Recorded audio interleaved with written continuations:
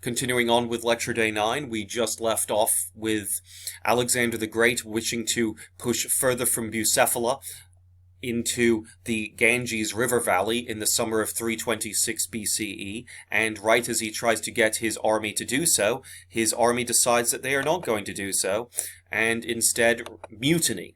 And so a mutiny is when the army or military kind of revolts against their leader, okay? And so this is exactly what happens as they are ready to start kind of approaching into the Ganges River Valley from the city of Bucephala that they have just kind of begun to build. And they don't want to go on. The reasons why they don't want to go on is, one, many of them are very, very homesick.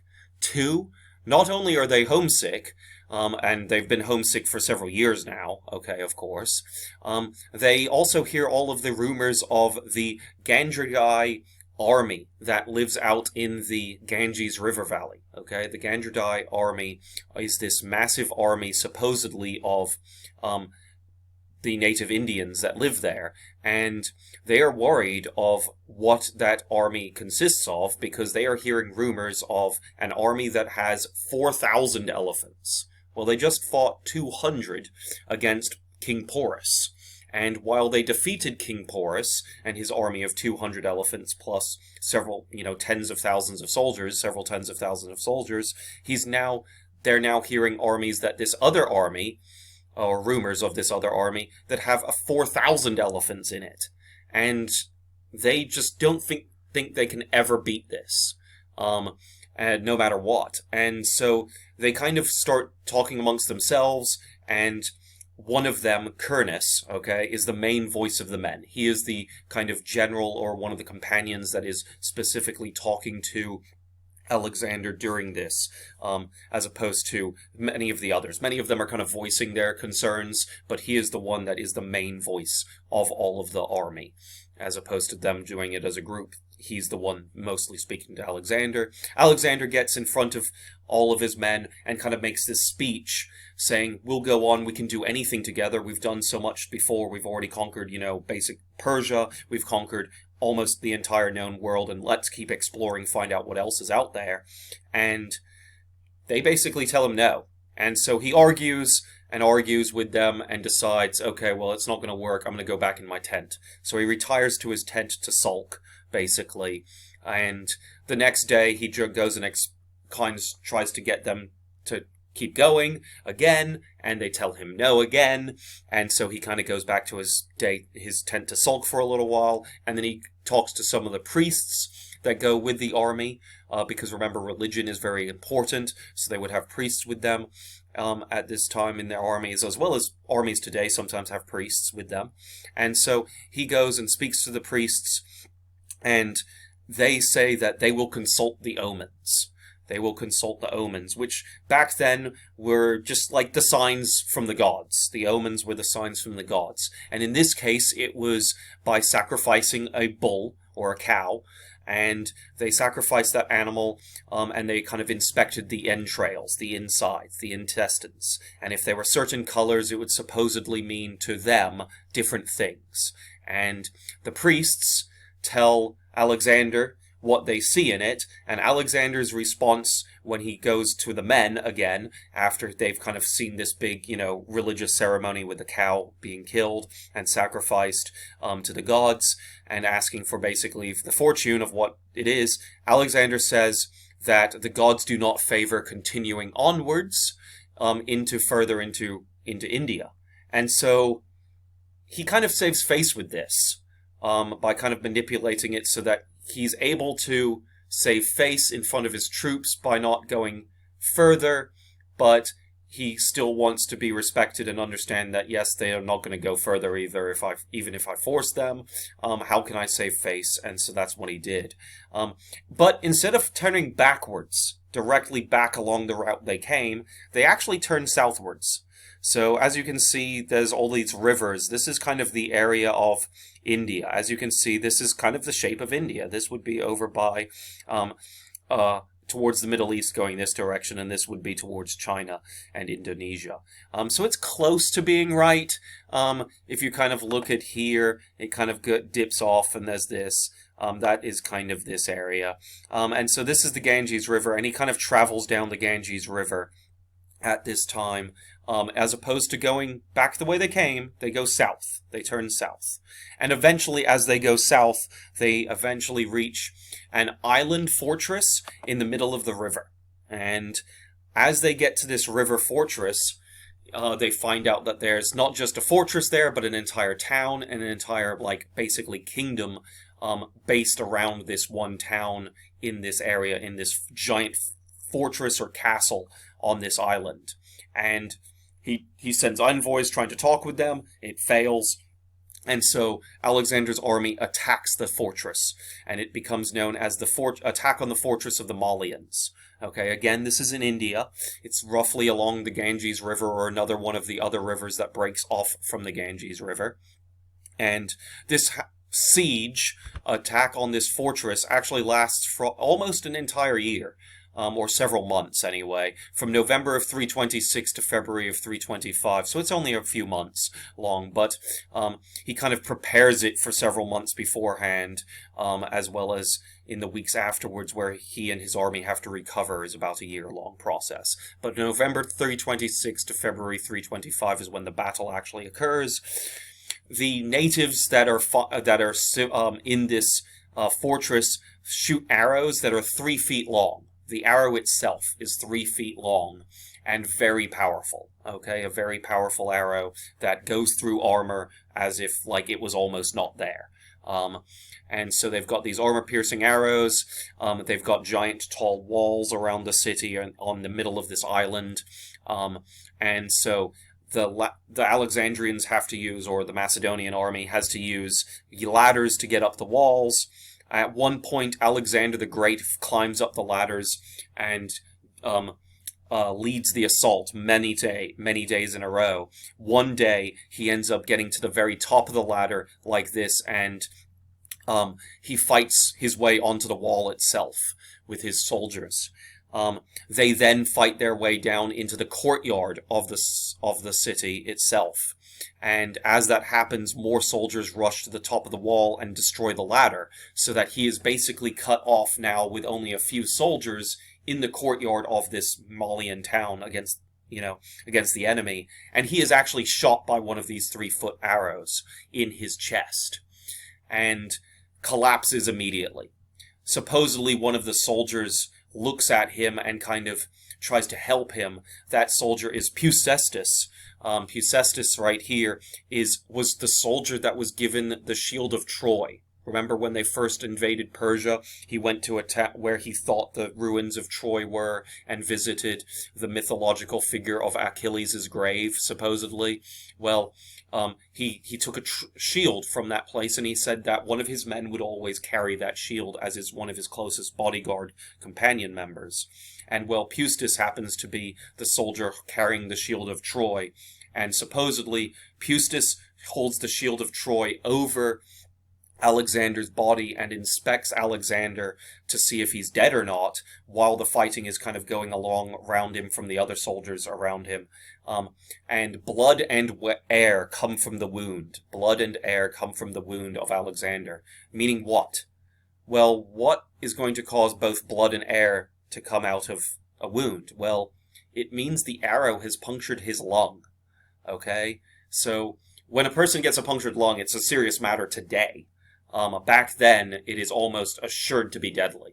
Well, Alexander's forces eventually capture the town when they find out Alexander is injured, and the soldiers use even more ladders and fight even harder on the walls, and are able to capture the town and capture the walls, and eventually make it to Pusestus and Alexander on the ground in the courtyard, as well as the few other troops. And Alexander was protected by the Shield of Troy being held above him by Pusestus.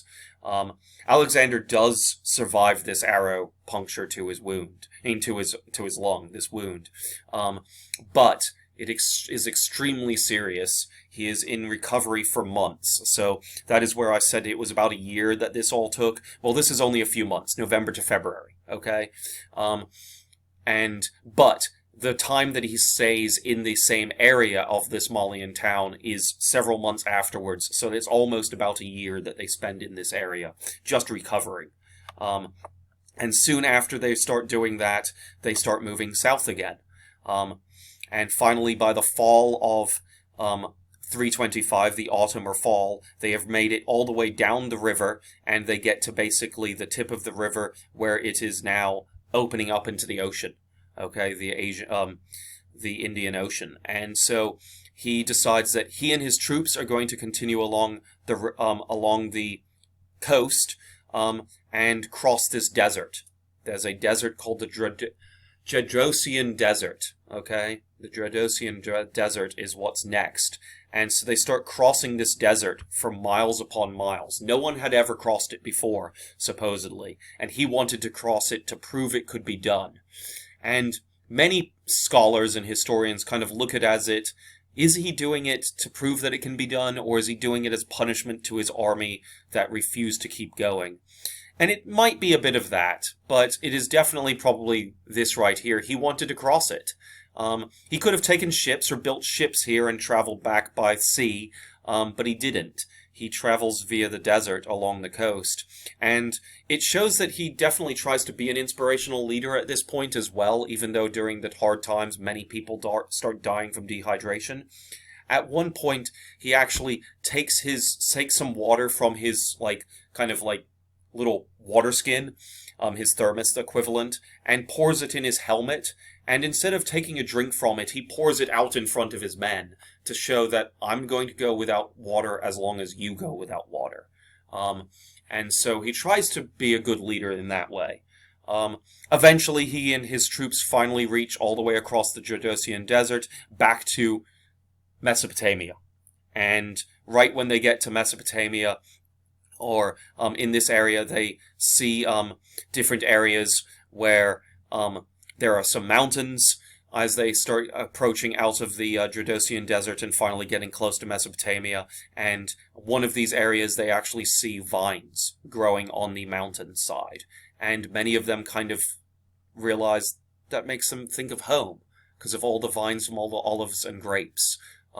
And so they kind of miss home because of it, and so they throw several festivals and parties, and then finally when they get back to Susa in Mesopotamia itself, they throw even more festivals and parties, including one at Susa, where in this case they end up having multiple marriages. Many of the soldiers get married to women they met along the campaign. Many of them had met people in Persia as well as along the way and brought them with them, and kind of they get married at this point. Alexander encourages many of them to get married to these Persian people as well, because he wants to start mixing his army of Greeks and Macedonians with the people of Persia and with the people of India and places that he's conquered, because he wants to create this unified empire of this one kind of culture together.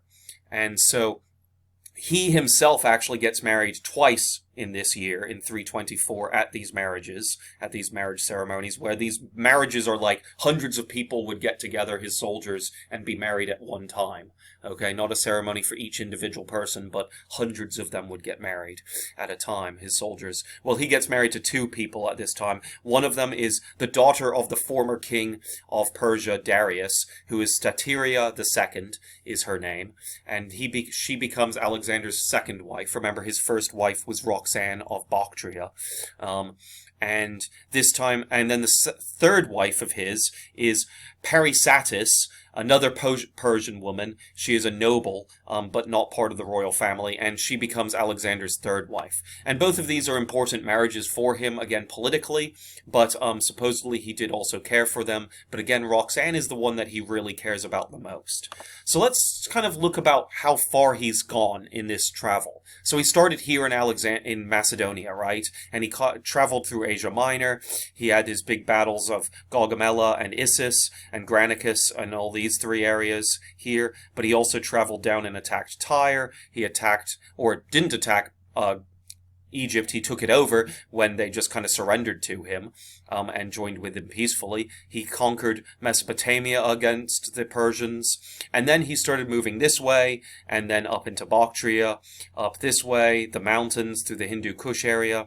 Bucephala founded here, as well as then moving down south across the Jordanian desert right here, before moving back through all of this period back to Susa and Babylon. So he's traveled a huge amount of period of time in these years. Several years he's been gone, and along the way, you'll see kind of little white dots on this map here. Many of those are cities that he actually founded or built. Him and his army founded or built many cities. Many of them, again, are called Alexandria. We've got several of them over here. We've got multiple over here. One of them is Bucephala, but if you recall, Bucephala had a name, Alexandria Bucephala was its full name, but most people just called it Bucephala. Most of these other ones are just called Alexandria, or they have a second name as well, and then they kind of go by that afterwards. But the most important one of all of these Alexandrias that are built is right here.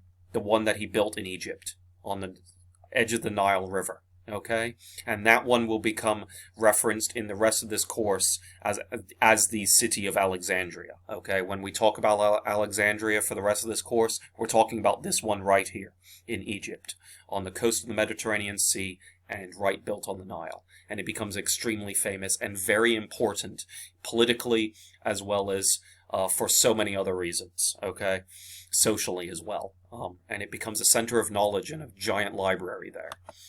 So, as he has now reached all the way back into Mesopotamia, and he kind of makes Babylon his new capital city, because it's kind of in the center of things right here compared to wherever else he is over in control of all of this green area.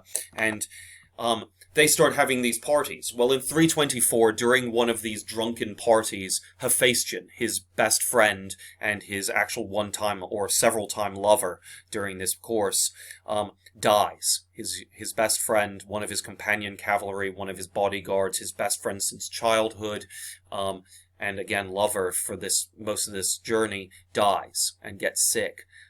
Immediately gets sick and then dies.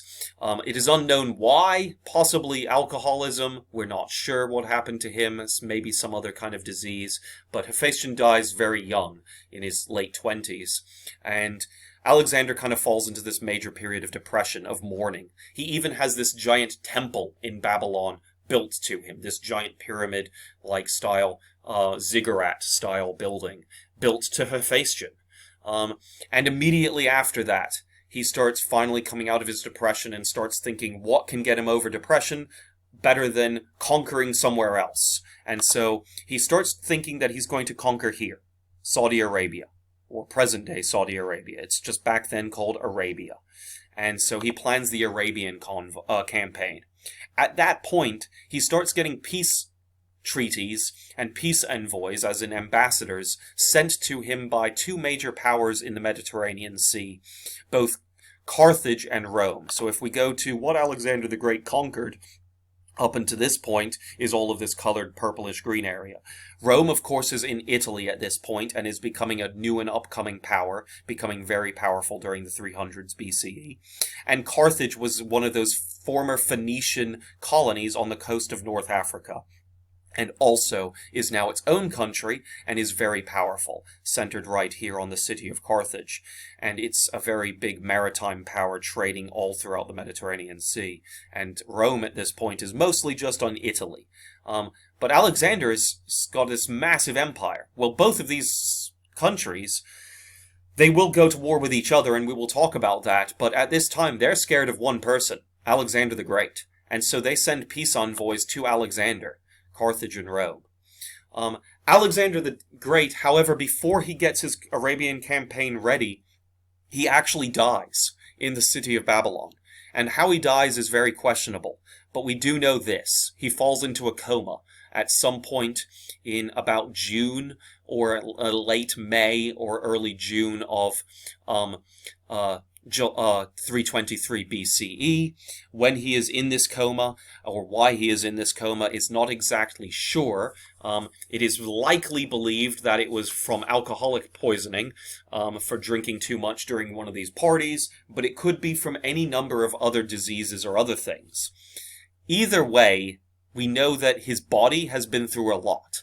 Okay, I've already mentioned a couple of his wounds and injuries, but let me list them off really quickly for you. The wounds include minor ones from getting clubbed or shot by arrows against the Illyrians in northern Greece.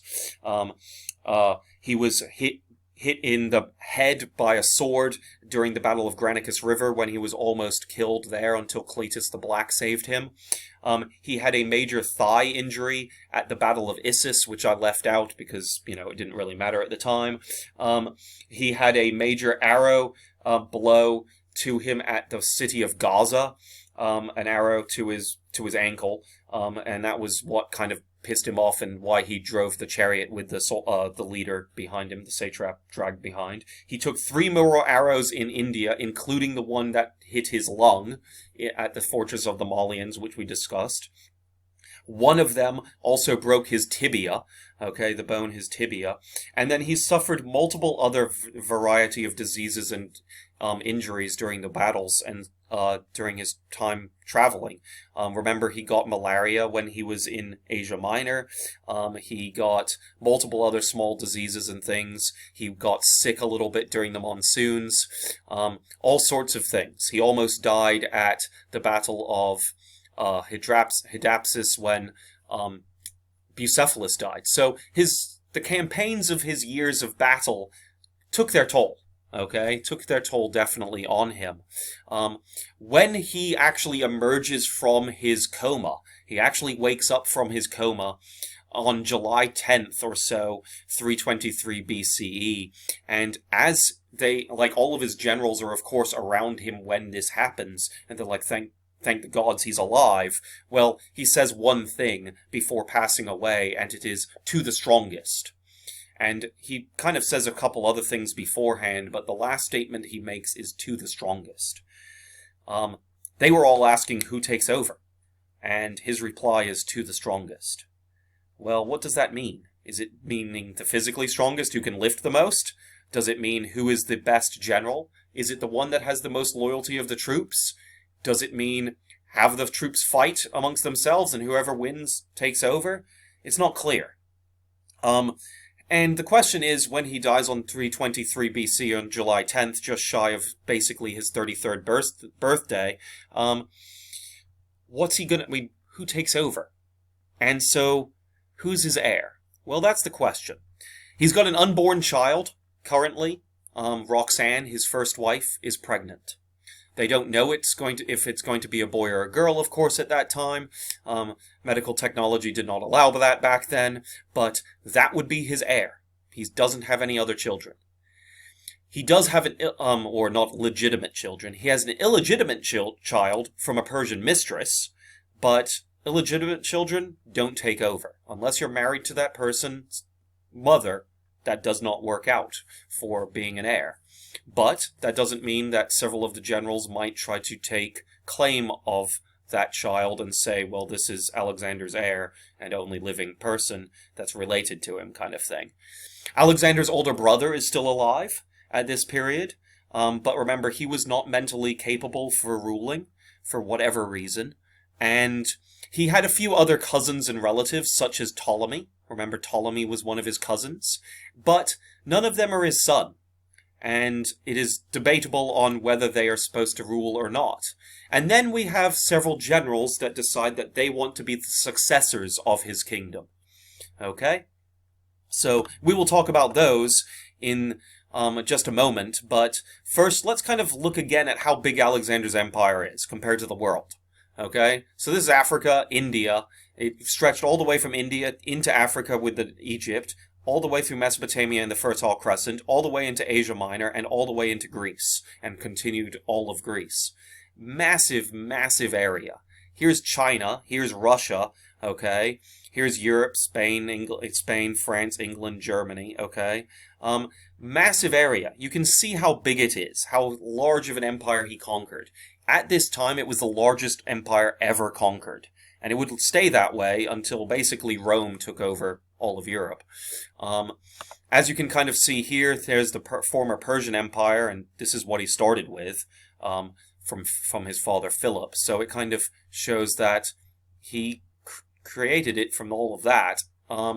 If you scope out from looking at this, you can kind of see an overlay of the continental United States thrown over to see how big it is. That's how big it is. It's wider than the United States is wide. Now, it doesn't fill the same amount of area, okay, but it's close. It's a massive amount of land that he traveled as well as conquered, okay? And lastly, this is kind of the world that they thought they lived in.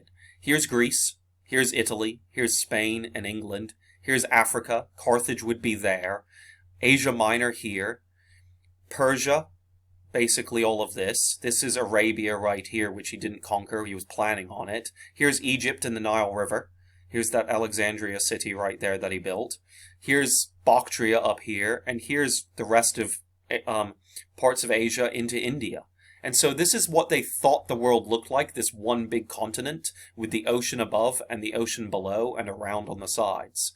It's very interesting. They thought the world was round, but they thought most of it was mostly ocean. Back then, yes, they did think the world was round. They were right.